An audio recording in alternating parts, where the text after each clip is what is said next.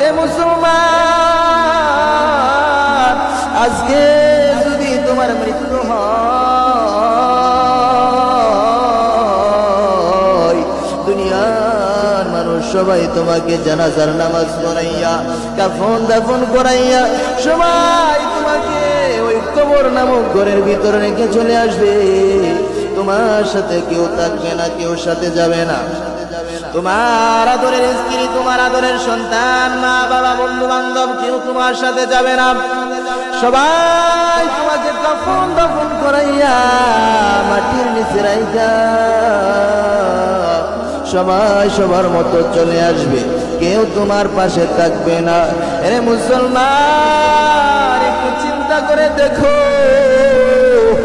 ওই কবরে যখন তুমি একা থাকবা, তোমার ডানে কেউ নাই, বামে কেউ নাই, সামনে কেউ নাই, পিছনে কেউ নাই। ডানে মাটি,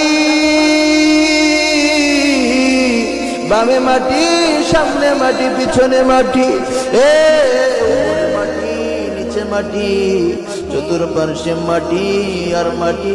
মাটি ছাড়া তোমার কিছুই থাকবে না।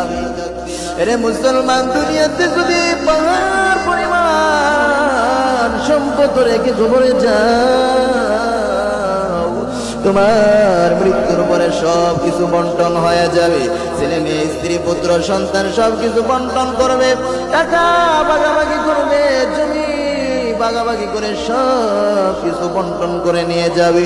এরে মুসলমান,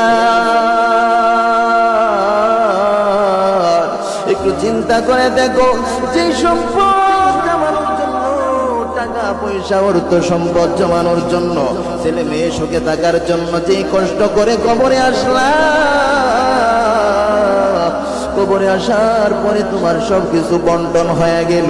আজকে যদি আল্লাহ না করো, ওই দুনিয়ার গুনার কারণে যদি তোমার কবরে আযাব হয়, এরে মুসলমান, চিন্তা করে দেখো, তোমার সন্তান তোমার পাশে থাকবে না, তোমার স্ত্রীও তোমার পাশে থাকবে না, তোমার বন্ধু বান্ধব তোমার সাথে কেউ থাকবে না। এই কবরে তোমার আযাব হবে, এই আযাব বন্টন করে নেওয়ার কেউ থাকবে না, কেউ থাকবে না তোমার আযাব বন্টন করে নেওয়ার। তোমার শাস্তি কমানোর জন্য কেউ তোমাকে সাহায্য করবে না, সহযোগিতা করবে না। এরে মুসলমান ভাই, একটু চিন্তা করে দেখো, তোমার আসল ঘরের কি হালাত। যদি তোমার আমল নামায় নেক আমল না থাকে, এরে মুসলমান, এখন থেকে তুমি নেক আমল করার চেষ্টা করো, যতটুকু পারো আল্লাহর হুকুম আহকাম মেনে চলো, আল্লাহর কাছে দোয়া করো, আল্লাহ এই জমিন থেকে যখন তুমি নিবা, আল্লাহ মৃত্যুর আগে কালিমা নসিব করাইয়া মৃত্যু দিবা।